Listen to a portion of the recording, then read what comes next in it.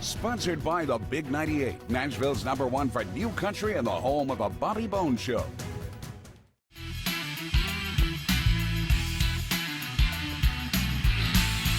You know, you got your 11th new album now, Dark Enough to See Stars. And it's like, you and I were talking before we started the interview.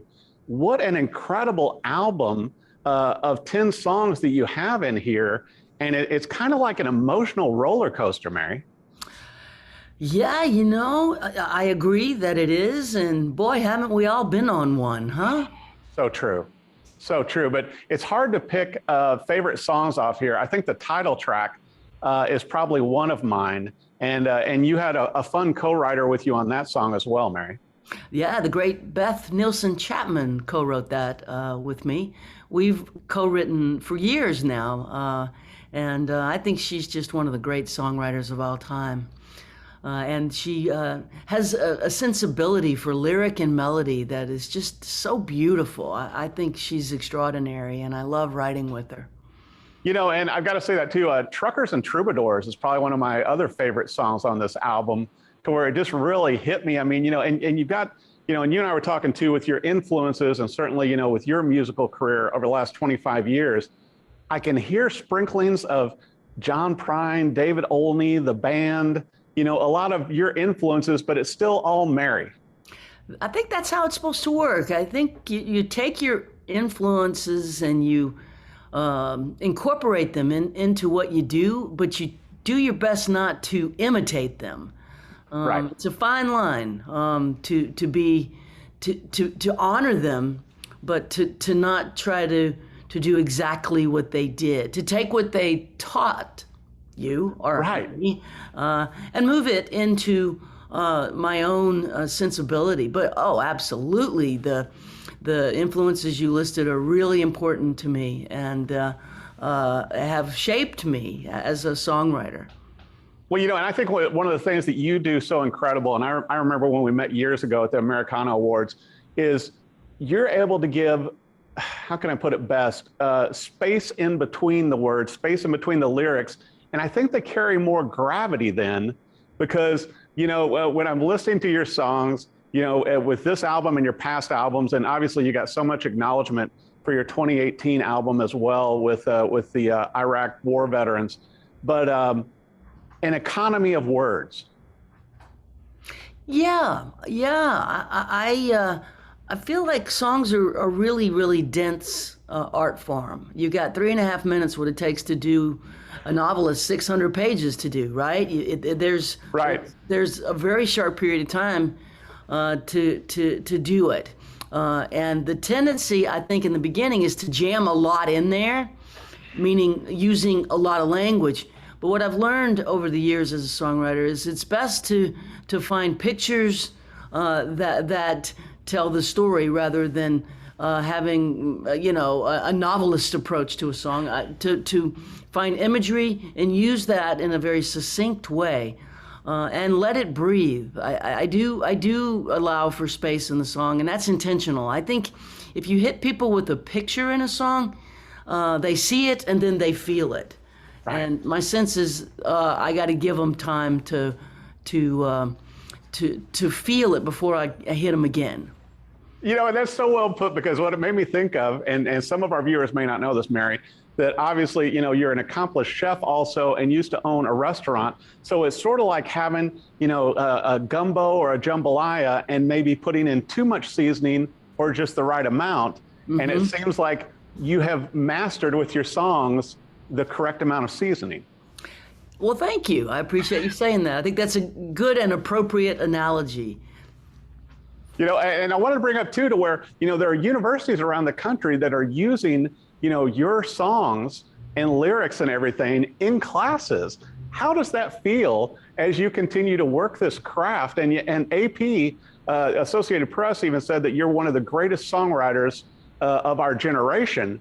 It's got to feel pretty good, in this business of music that you're in, to be able to have your songs, students coming up through that are learning songwriting, going through your own lyrics and songs. It's an honor. I feel grateful that some of my songs are indeed being used at the university level The irony is that I didn't graduate from college, so there's that. But hey, I anytime, anywhere, somebody sees something in my song that compels them to do something, feel something. That's what I'm trying to do, is to elicit a response. And another great song off the new album, Amsterdam. And I know that, you've spent a lot of time there, and the Dutch have almost embraced you as a child, even though born, raised in New Orleans, you're almost part Amsterdam now. I have been going to Holland for a really long time. My first record deal was on a Dutch label in the 90s. And I have gone to Holland so many times that it feels to me like, a neighboring state. It definitely doesn't feel like a foreign country in any way. I feel very comfortable there, and the Dutch people have been very kind to me, and I'm grateful for that. Well, and the imagery in the song also, I think, is very, you paint such a lavish picture with those lyrics on that song too. I love Amsterdam. You ever been there? I haven't, and it makes me want to go. When I hear your song, it's like, I've been thinking about it anyway. I'm like going, I've got to go to Amsterdam now. It's doing it. Just listen to the song, and it's almost like, once again, like a great painting. And, listening to your lyrics, I'm like going, I've got to visit there. You got to go to Amsterdam. It is a very ancient city and a very modern city at the same time. Wow. Yeah. Well, I want to bring up too, Mary, besides, a brand new album, you got a big tour. I know you're going to be here in Franklin, Tennessee in September even. You had a book come out in 2021. Yeah. You are a published author. I am. St. Martin's Press. Thank you very much. Macmillan, St. Martin's.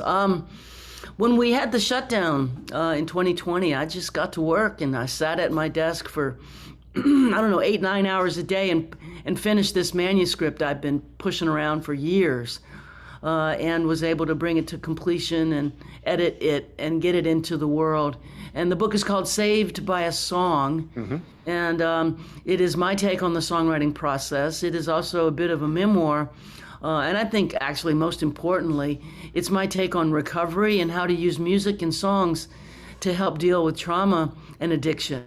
Right. Because I think music and song can be absolute entertainment, and that is perfectly fine. But it can also be a transformative art form for people who are struggling, and it can reach to people who are on the edge. And I'm all about that. Well, and you have been so open about, your past, challenges and addictions and everything. And I think that helps other people too, because sometimes, as you and I both know, those things get hidden or swept under the rug. And I think it helps people, somebody, as prolific as yourself, in the book and in your songs, to share those things and also look at where you're at now. Oh, yeah. I talk about recovery a lot because I believe in recovery. I believe in being open about that, so that maybe it will inspire someone who's wondering, should I try to get clean? Is it even worth it at this point? And so I want to model what it looks like to be sober and to be in recovery and to have had fairly significant childhood trauma and have been able to work through a lot of it. In July, the second week of July, I'll be 32 years sober. I started writing songs in my first couple of years sober. So I moved to Nashville when I was 10 years sober to become a professional songwriter at age 40. So if there's anybody out there who's thinking they're too old, there's no such thing. If you've got it in your heart, you can write songs. And if you are longing to find the help that you need to get clean and to deal with trauma, it is out there. There is so much help available now. We're very lucky in that way. The opportunities for help are all over the place now. There's real resources. Which is so incredible. And once again, as you brought it up to where people, and I was going to bring that up too, to where, kind of a late bloomer with the songwriting and everything, but what an incredible career you continue to have, with your performances. And I love seeing you perform live. And certainly you're such a giving person to the songwriting community also, to where people are looking for advice, how to make their songs better, how to better express yourself through song. Like you said, you're condensing such, huge thoughts and meaning into a pattern and a rhythm that are 3 minutes or under. Yeah, it's very, very dense. A song is dense. It's like a vibrating diamond. You've got to get it down to the basic essentials, and redundancy is not allowed. You don't get to repeat yourself. I love working with songwriters, especially songwriters that are a little older. Because they're called to do it, Right. They're called. They're not called to be rich and famous or try to be a pop star, but they're called to express themselves through music and song. And I think that is something that it comes from a higher place. I do. I really feel as there's some spirituality in some of this work. I definitely do. And I think it really, your emotions and your storytelling come through this new album and all of these songs so well, and I'm hoping, besides the singles coming out and everything else and some videos, I'm sure, but I want to make sure for our viewers, Mary, they know where to follow you on web and on social media, and you're going to be touring the whole country. Where do our viewers need to go? You can find me everywhere, just Mary Gauthier, Gauthier. And if you want to hop on Instagram or Facebook or go to my website, get a signed copy of the book or any of the records, it's all there. I'm easy to find. Well, I was going to bring that up too, Mary. With the new book since it came out last year, you're going to have to do some book signings also. I'm doing it every night at the shows, absolutely.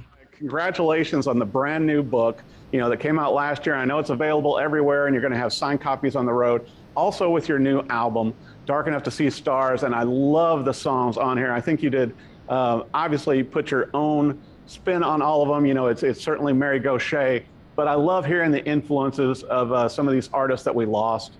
Particularly, David Olney has been on the show in the past and was such an incredible gentleman, and John Prine, and what an amazing album and gathering of songs.